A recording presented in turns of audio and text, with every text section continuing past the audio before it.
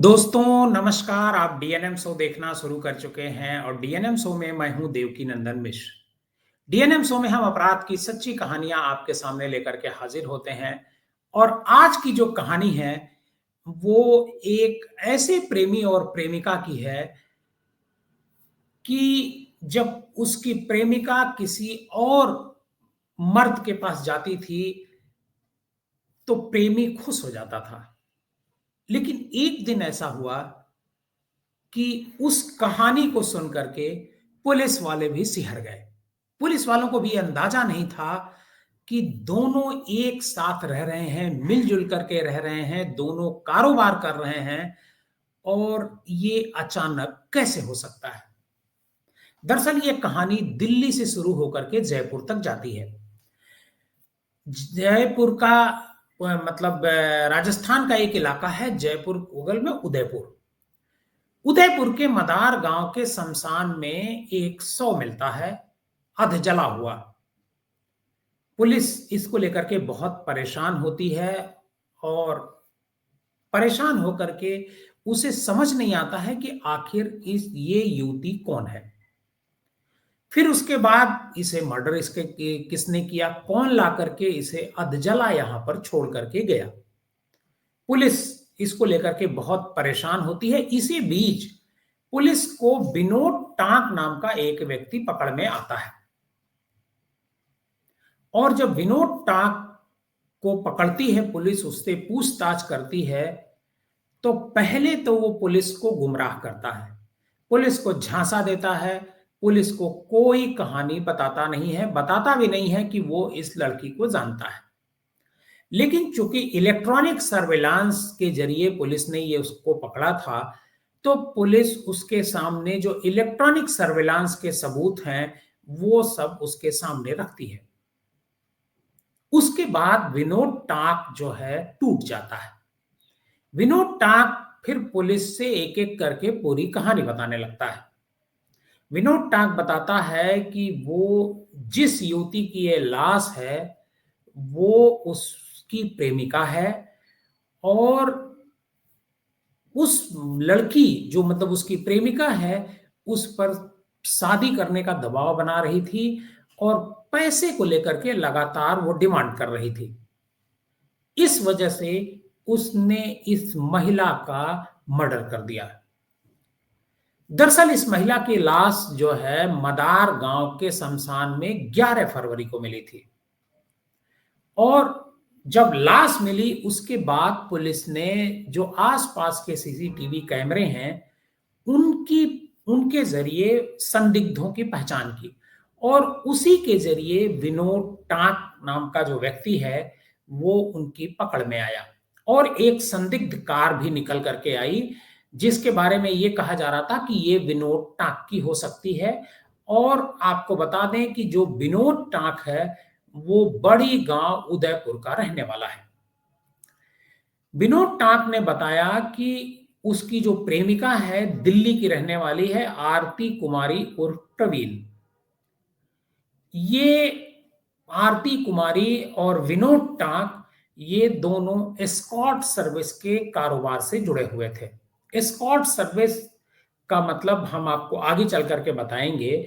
दरअसल escort service से जुड़े होने की वजह से ये जो आरती होती है इसके पास बहुत सारे टेलीफोन आते हैं लड़कों के और ये अपने क्लाइंट से बहुत मीठी मीठी प्यारी प्यारी बात करती है।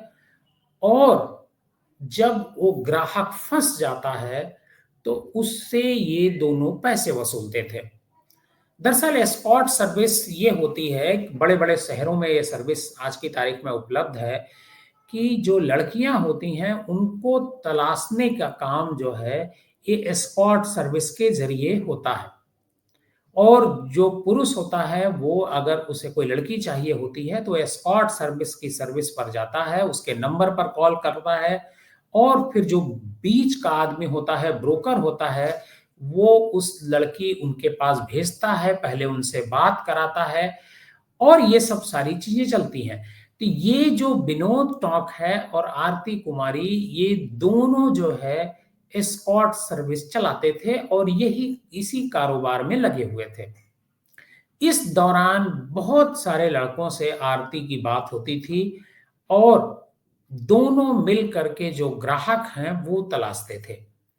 और ये जो आरती जो है दिल्ली के बदरपुर की रहने वाली थी, लेकिन 1.5 साल से ग्रेटर कैलाश के एक बिल्डिंग में रहा करती थी और बड़े ऐशो आराम से दोनों वहां पर रहते थे।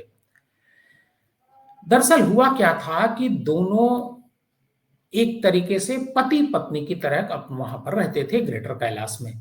दोनों के बीच प्रेमी प्रेमिका के ताल्लुकात थे और लिव इन में एक तरीके से रह रहे थे। और आरती बहुत पैसे कमाना चाहती थी और कई बार इस जो एस्कॉर्ट सर्विस है उसमें पैसे आते भी थे।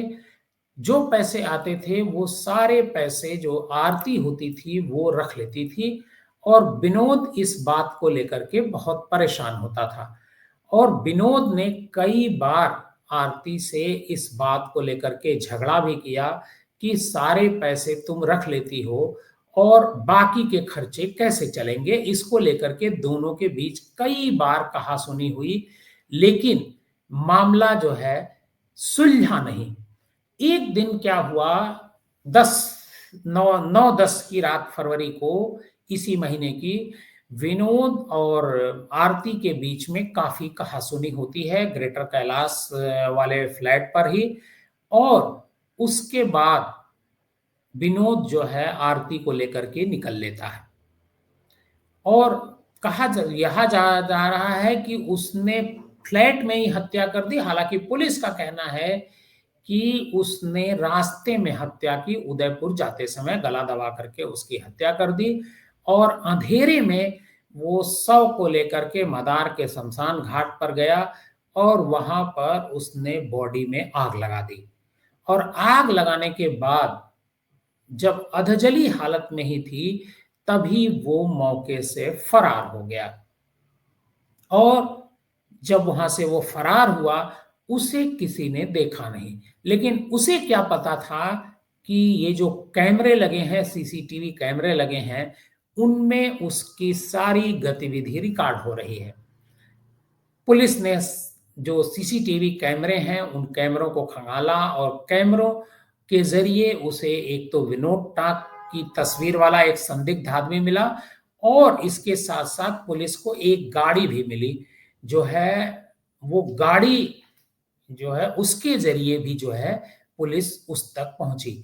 हालांकि जो मदार गांव का शमशान है वहां पर जब कोई लाश जलती है तो गांव वालों को पता होता है कि गांव के किस व्यक्ति की लाश जल रही है, गांव वाले उस बारे में जानते हैं। लेकिन जब ये अपरिचित एक लाश उन्होंने अचानक देखा कि शमशान में एक लाश जल रही है और गांव में किसी को पता नहीं है, गांव में किसी की मौत नहीं हुई है, तो उन लोगों ने इसकी चिंता की और ग्राम प्रधान को इसकी जानकारी दी। और उसके बाद जो गांव के ही लोग हैं उन लोगों ने पहले वहां जाकर के देखा शमशान पर और उसके बाद जब उन्हें कुछ पता नहीं चला तो उन्होंने पुलिस को इसकी सूचना दी। पुलिस मौके पर आती है और पुलिस ने जब इसकी जांच पड़ताल शुरू की तब इस मामले का खुलासा हुआ।